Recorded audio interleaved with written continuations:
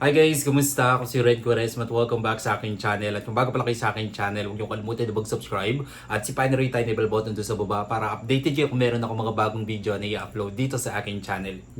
At para sa video ito, another reaction video na naman ang gagawin ko. So magre-react ako guys dito sa trending Pinoy singer na naman na nagpamalas ng kanyang husay sa pag-awit na talagang pinag-usapan at pinusuan ng netizens. And sobrang excited ako guys na mapanood to, kaya i-play na natin to.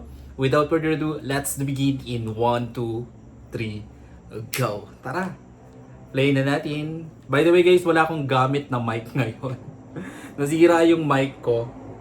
And nag-order pa lang ako niyan, hihintayin ko pa lang dumating. Kaya pasensya na guys kung meron kayong mga naririnig na maingay dito sa aking reaction video. Alright!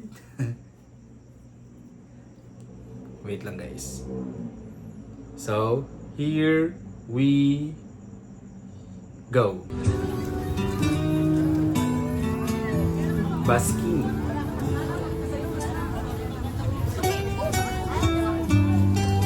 Love song ah.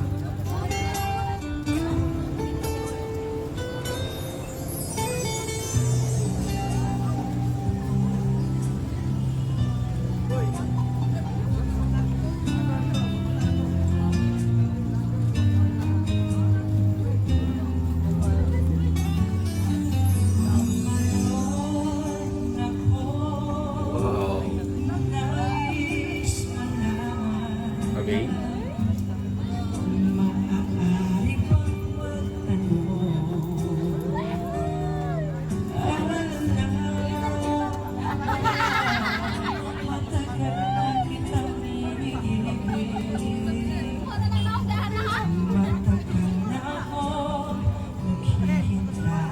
Ganda ng boses niya.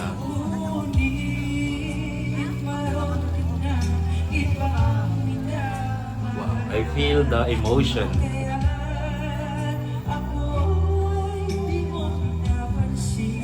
Ganda ng version niya.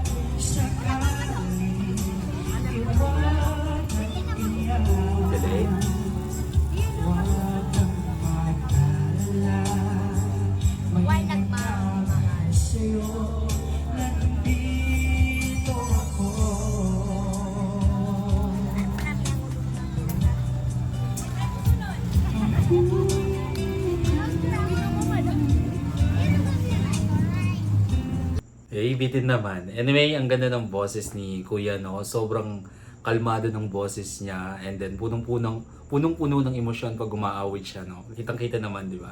And nararamdaman ko yung pag-awit niya kasi sobrang tumatago siya sa heart ko. And ang galing niyang magkwento habang kumakanta siya, no?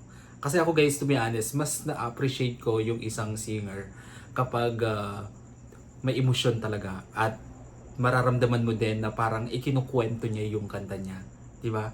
So maraming ganung singer na talagang ikinukwento nila yung pag-awit nila para mas makakonect tayong mga tagapakinig. Meron namang mga singer din na maganda nga yung boses pero walang connection. Hindi mo na-feel yung pag-awit nila. Alright, kung nagustuhan nyo ito guys, bigyan nyo ito malaking likes. Mag-comment kayo kung meron kayong mga request na video na pwede kong gawin dito sa aking channel. Bye po!